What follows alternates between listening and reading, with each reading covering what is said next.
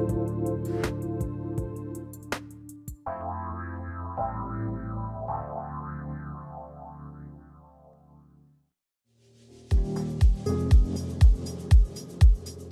Shift Podcast, Perspective and Our Power to Change, invites us to expand our lives by changing the lens we see through.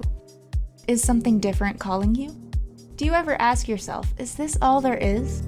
Or have you forgotten why you're even here? Trish and Diane create insightful and empowering conversations about connecting the self, soul, nature, and community. Navigating life by choice rather than circumstance is how we make the shift to expand our humanity. The shift starts now.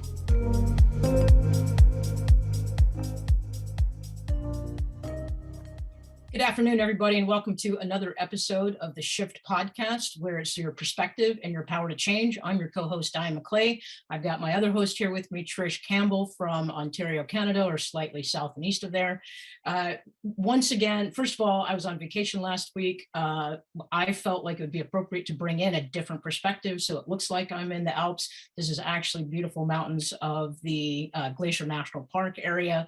And as always, Trish and I think it's really important to us personally and to shifting perspective in humanity to recognize the named and unnamed people that have come before us. I had the honor and the privilege of being in the Coeur d'Alene area, northern Idaho, and also in the area of the Blackfoot, the Flathead, and the Kootenai tribes. And so I just wanted to start our show with a land acknowledgement of the people who came before us, who have been stewards of the land of these beautiful places like Glacier National Park, Flathead State Park, and all of that. And I wanted to start by also acknowledging the Confederated tribes of the Salish and the Kootenai. They are existing tribes in these areas today, and their origins and their commitment to the upkeep of the land is what allowed me to have a great picture behind me, like what I do. So Trish, if you don't mind, I'd like to just start with a Blackfoot prayer that I discovered while I was on my trip. Is that okay with you? Sure, that's awesome. Okay, so the Blackfoot prayer goes like this. Oh, great spirit, pour down your blessings on our children, our friends, and our guests, and give us all happy lives. Make all the trails we follow lie straight and smooth before us, and let us live to be a grand old age. For we are all your children, and we make our request with sincerity of our hearts. So I just wanted to, I felt like it was important because I had a really amazing connection to the land, my perspective shift with the mountain ranges and with the naturalness that I got to experience. Thank you for letting me bring that in to start our show. Yeah, thank you for bringing that in. It's so beautiful. And we honor those that came before us and modeled that connection to our Mother Earth and provided this opportunity for us to have these conversations. And it so ties into everything we talk about in the big umbrella of things. And I just want to say, I know there's a lot of suffering in the world right now. So I just want to acknowledge that. And it on a collective level, but this is why we're having these conversations, because that collective level is a result of us individually having, our own suffering. And part of that is unpacking what's going on inside of us, and that ripples out into the world and makes the world much better when we're better. So that's why we're having this conversation around reframing some of the words that we use, some of the concepts that we have today. And as more and more people awaken to, we don't have to do things the way we did them always. Like, we can shift our perspective and make changes. And yes, it's uncomfortable sometimes, but when we do take the time to do that inner work with ourselves, we're shifting the world collectively. And that's why, like, talking about selfish, it's not about avoiding being selfish. It's about redefining that word and taking the negative nuance out of that. So there's so much to talk about on this topic. I mean, we could go so many different directions, but. Right. And that's why we decided to have kind of a series about selfish. You and I are both kind of word nerds. We like understanding the origin of words. And we talked about that, last week when you were gone, you guys talked about how selfish often we forget to put boundaries up around ourselves. And as you and I were talking off camera about boundaries, I realized that I actually have a personal struggle with the word boundaries. Cornelia and Karen, which by the way, congratulations to Karen on her Yeah. first podcast just before us on the Cornelia Stephanie Media Network and Transformation Talk Radio.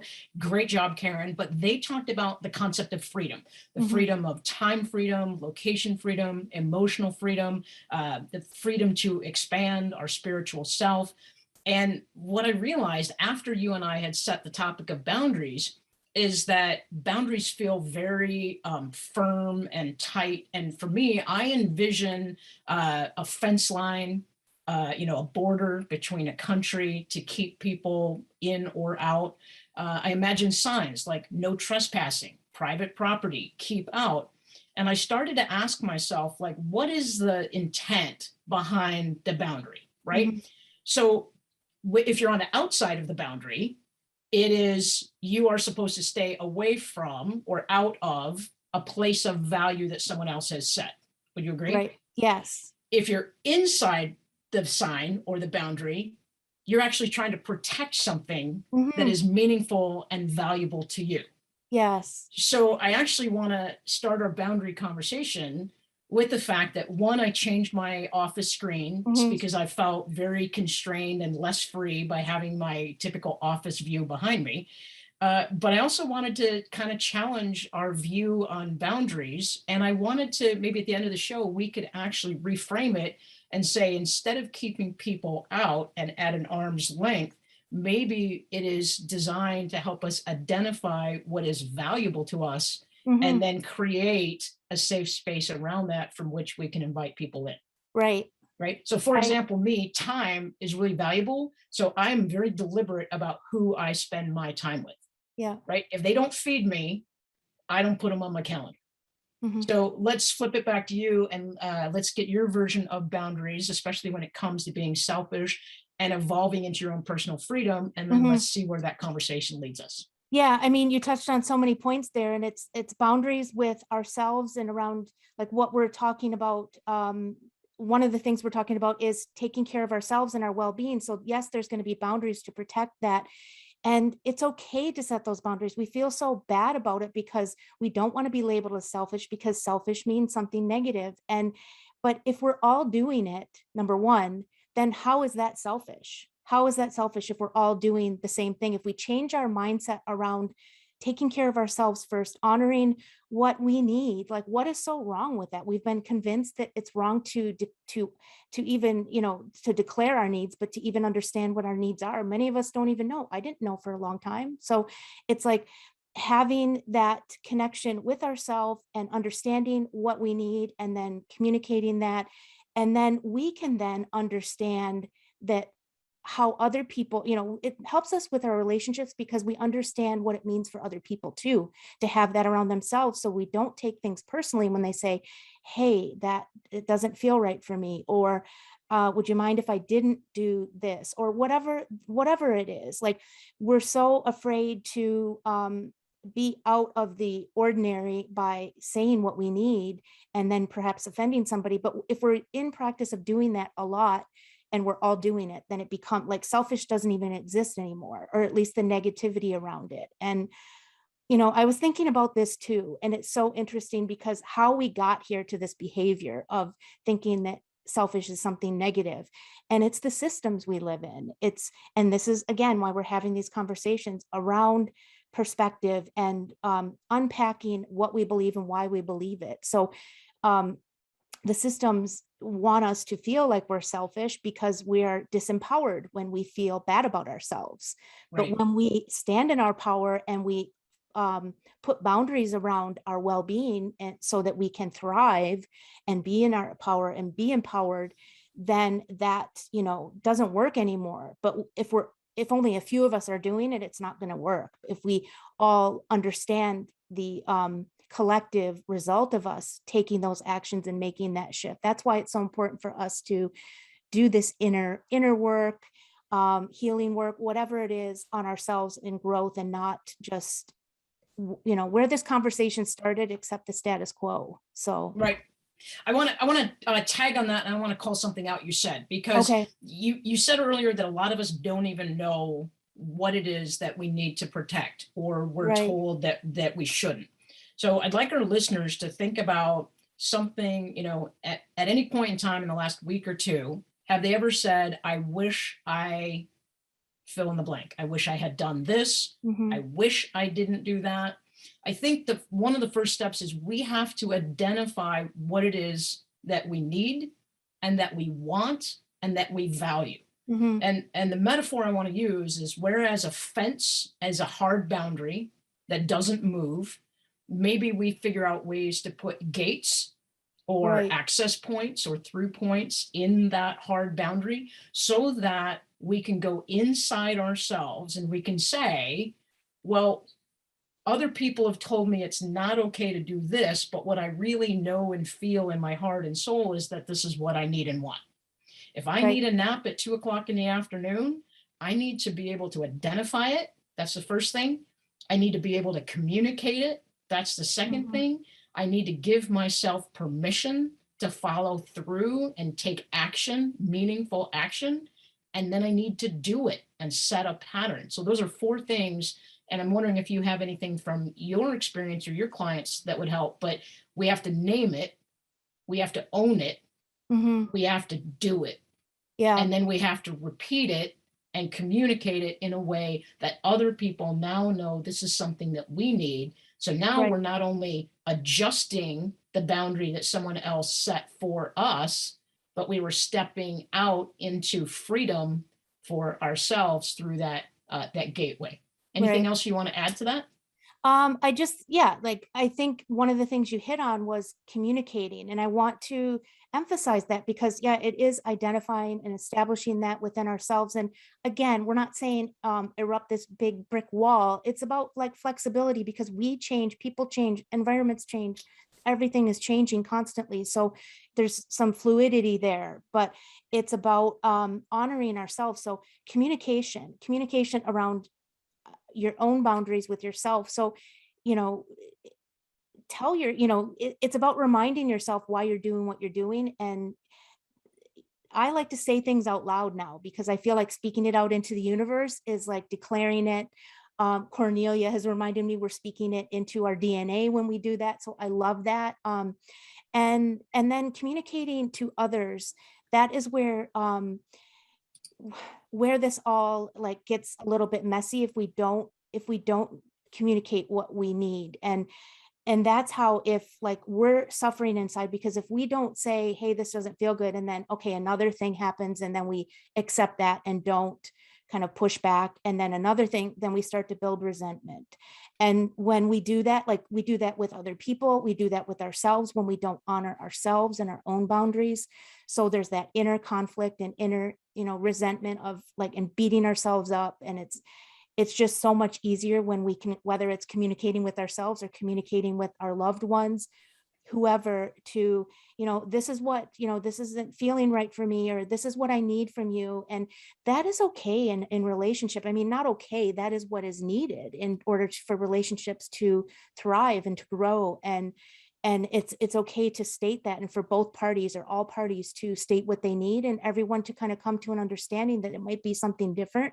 But again, in that practice of establishing and communicating and navigating those boundaries, we become better at it, and it becomes second nature. So, I mean, I want to tag in. You just said navigating those boundaries becomes second nature. So here's where the word nerd in me comes in. Okay. I pulled up, I checked out what is the origin of boundary, and it's kind of English. It origins from Latin, which is butina, which means a bound limit. Okay. But then I looked up the synonyms.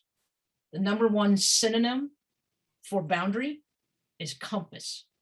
Right? So what I'm hearing you say is we have to use our internal compass. Now I want to tie it to the Blackfoot prayer. The very last 5 lines of the Blackfoot prayer say, we make our requests with sincerity of heart. When we can connect to our soul, when we can I just gave myself goosebumps saying that, just to be honest with you. When we can connect to our soul and to our heart, and we can be clear on what serves us, we create freedom. Then we can create a fence line or a boundary on what helps us get that freedom, and we can identify what takes that freedom away from us. But when we can do it with sincerity of heart, and we can make an honest request of ourselves and of the people around us. And then we can navigate that, as you said, and when we can apply it and speak it out loud in our everyday lives, then other people will start to recognize the boundaries that we are setting for ourselves, and we will model that behavior for our kids, for our coworkers, for our peers, for our constituents, and everybody else that we serve. Right.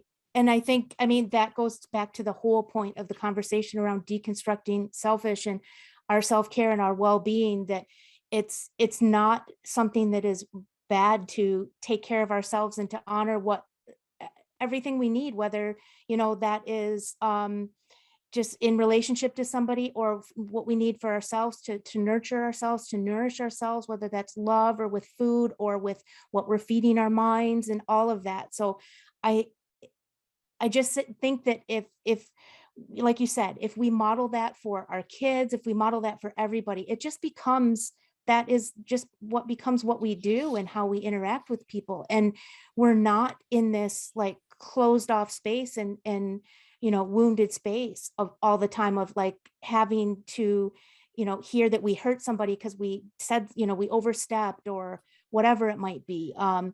And so again, back to all of those things around boundaries, like communication and letting people know ahead of time what you need from them. And then, working through that. That is the foundation for any healthy relationship. So yeah. Can I just give a quick example between how you and I work? Yeah. You're 3 hours different than me, East Coast and West Coast. We have different sleeping schedules, eating schedules, whatever. Yesterday, you and I were working. We were working on the Cornelia Stephanie Media Group app, which we're going to share with people in a little bit. But you literally said to me, hey, by the way, this is all good stuff, but I'm operating at 5%. I need water, I need food, and I need to take a break. Yeah. And by you articulating that to me in a very clear, non-offensive kind of way, it was like, oh, wow. I mean, I would have just gone on for hours because I was really engaged with this app that we're doing and how we can make it serve all of our constituents and our clients, and we can make it accessible for people. But you said, I'm not there yet. I can't meet you in the same energetic space that you are because I have needs that are not being met. Mm-hmm. Right? It's literally that simple, people. There are needs that I have. So first of all, identify that need. Second of all, communicate it. Third of all, take action. So we literally ended that call about 10 minutes later. And I said, hey, I know your battery's dying, literally in your body, not in your computer. But our working relationship is really incredibly strong because we've given each other permission to name what we need and want. Mm-hmm. We have honored that when the other person has suggested it, and we don't take it personal. I never said, gosh, Trish doesn't want to work with me right now. Right. Right. And even if she did, she doesn't want to work with me right now. That means there's another time, there's an opening, there's a place that we can walk through together that meets each other's needs. Yeah. And that right there is the example. I just will say, though, it's funny you said that we ended our conversation 10 minutes after, because we can't stop talking. Like right. It wasn't an immediate one, but yeah, that's how our relationship is. And I'm glad you brought that up, because there was a time when I wouldn't be able to say, hey, like, I can't, like, I need water, I need food, or whatever it is, because it was almost like I didn't want to offend somebody or make them think that like I, don't want to talk to them or whatever it might be. There's the people pleaser, but, and we're, my ego worried about what people think at one time. And so it's now coming from a place of, no, I can say that I need this right now. And what happens is there's no me just not saying anything. And then later on, kind of like little bit of resentment creeps in, and then a little bit more, and then a little bit more. And that's how we end up like in conflict, in suffering. And like I said, when we are in suffering, all of our relationships suffer. So that is why this conversation is so important. That is why shifting our perspective around making ourselves a priority is so important. Because we've been so taught to take care of everyone else first, else. So yeah, I'm just glad we're talking about this. And like I said, there's so many layers to the boundary conversation. Right. And I think we can extend that out to next week. But, one of the conversations, which we don't have time for today, is not only recognizing what do we need in order to expand ourselves and step into our own freedom and our own strength and our own sense of who we are and our place in the world, but another layer of it is recognizing the boundaries that other people put on us or that we assume and we fall into.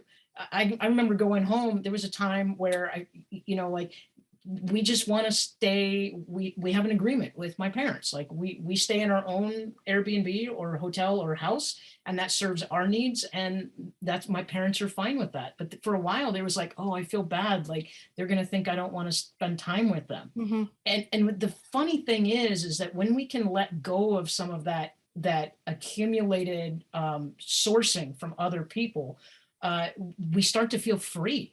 Right. And, I want to come back to Karen and Cornelia, who talked about, Karen's show is about being 50 and free. And she said, I actually feel better at 50 than I did at 30. And I agree. I think we're smarter at 50 and we have more tools available to us through these podcasts and the Cornelia Stephanie Media Group and Transformation Talk Radio and the app that's coming out. And I think that we have a responsibility to ourselves and the people around us to step into that higher vibration. Right. I agree 100% with like feeling better, feeling more free, feeling like wiser, just more empowered. And I think that it's evident outwardly when we're inwardly strong within ourselves and understand what it is we need. And we honor that, like, because then by honoring ourselves, we honor everyone else. Ultimately, we've been, taught to see it a different way. And now, like, as I've done, like personally have done this work on myself, like it's always ongoing. We always do, I'm always continuously looking and self-reflecting and seeing ways where I can get better. And like I said, the boundary conversation or the boundary concept is, it gets better as we practice it more, as we use it more with ourselves. Like you said, extending that out to other people and recognizing and not making those assumptions. I have an example too. When I went to visit my family recently and I brought my own coffee, and my coffee in the morning is a ritual for me. And it's not about, oh, I don't like their coffee's not good enough for me, but the thought went through my head and so I stated, this is why I'm doing this, because it's important to me. And I think that it's like modeling that behavior, that it's okay to do something for ourselves and it's not about the other person, and to not take it personally. Like I said, the more we do that, the more common it becomes, the more comfortable it becomes, like the discomfort like goes away, and that just becomes how we operate with each other. And it's not so, out of the ordinary. We don't have to have these conversations around boundaries anymore. Right. And I think that the more, I think you and I, we each have had very unique life experiences that have given us a lot of journey and wisdom along the way. And the invitation, I have two invitations to our listening audience and our viewing audience. And one is get a pen, get a blank piece of paper, literally write yourself a permission note. Dear Diane, I give you permission to think of yourself first. I love you. I love that. That's the first thing. And then the second thing is if people are struggling, if they don't know how to take that first step to start establishing, boundaries that protect themselves or changing the boundaries to enable their own freedom, reach out to us, text us, call us, get on our websites, send us an email. Trish and I, we're both coaches, and all of our professionals and all of our media representatives in the Cornelia Stephanie Media Group, we are here to help you get past the blocks. Karen talked about having blocks, and now she's keeping the door open so she can move past them. But we have not gotten to where we are by ourselves. We have had coaches, mentors, healers, spiritual guiders help us remove our blocks and get out of our own way and help us understand what we need. Everybody here, Trish, me, Cornelia Stephanie Media Group, we are here to help you help create that foundation for your soulful self. Yeah. And I think it's so important that you say that, we can't do this without each other, without somebody, it's not on our own. Sometimes we need somebody to help see things in ourselves that we can't see, that we can't, like you're so good at taking what I say and kind of reframing it in a different way. Here's what I heard you say. And like, there's so many of us that are in our group that, we're a one-stop shop for everyone, as we say. Like, we have so much overlap in our work, but we're all, there's I just think that it's important to know that you don't have to do this alone. Like, to reiterate Karen's point in her show too, like, you don't have to do this alone. Right. And since people don't have to do it alone, I know you've been doing a lot of back end work to bring this app, the Cornelia Stephanie Media Group app, forward. Do you want to take a minute and tell people kind of what the concept is, how they can get to it, and why we feel like this is the next evolution? It's not just a podcast you hear once a week on the radio show. Do you want to speak about that a little bit? Because it's pretty exciting, and I think we're the only ones doing it. Yeah, well, I was thinking about, we always say at the end of the show how you can get in contact with us. And this is literally like the easiest access to so many people. It's an like all access hub for the world's best influencers and speakers, authors, coaches, and working on the back end, like watching, there's two parts to this, like watching somebody's dream being realized, but also watching us build this. And, remember when we were just like at this point and like all these milestones we're hitting. And so I feel like, we're bringing this to the world for people to have easy access to the work that we do. There's so much impact that we have made and that we continue to make. And that's what we want to do, is like help everyone. So I think like with this app, it's going to be podcasts, it's going to be articles, there's going to be books, events, summits, like so many things. Like it's so exciting. And, I'm grateful to be able to talk about that. I was going to give us a little shout out at the end. So we're just about ready to launch it. So it's so exciting. Well, and I think, people can find it on just go to Google Play or your Apple Play Store. Look for Cornelia Stephanie Media Group, right? Cornelia Stephanie Media KSMG app. We're not KSMG app. Yeah, we're loading it now. Like it's getting right. up. So it's it's in the works. So, but it's out there. Right. And so if you want some help setting boundaries, you want some help expanding your freedom, you want some help getting your feet underneath you, this is where you can find us. Trish, they can find you at invibe.ca. They can find me at dianemcclay.com. I'm going to give you 30 seconds, last parting words. What do people need to take away about boundaries? I just think that when, just like I said before, when we are selfish with our well-being, and it's okay to be that, then everyone benefits. And that includes boundaries and protecting that well-being that we are establishing for ourselves. So it all, like we always say, it all begins and ends with us, this shift, this collective and cultural shift. So let's do this together. It does. Let's do it together. It does begin and end with us. Stay tuned for 1:00. Diane Solano, also with the Cornelia Stephanie Media Group, is going to talk about empowered health with medicinal mushrooms. And 1:30, another new Cornelia Stephanie podcast is coming at you. Jenny Cohen, it has her show Dance to Heal and Transformation Through Movement, which I think fits right in with boundaries. Yes. This is Diane McClay on the Shift Podcast with Trish Campbell. Thanks for tuning in. Thank you for listening to the Shift Podcast, where perspective and our power to change intersect. Slowing down to look at things from a different angle is necessary to effect positive change. You hold the power to transform yourself and your life. It is already inside you, and it's within reach. Clarity comes from awareness. Momentum comes from choice. Healing, growth, and transformation happen on the Shift Podcast, the first and third Fridays at 12:30 p.m. Pacific. For more information, go to invibe.ca or dianemcclay.com.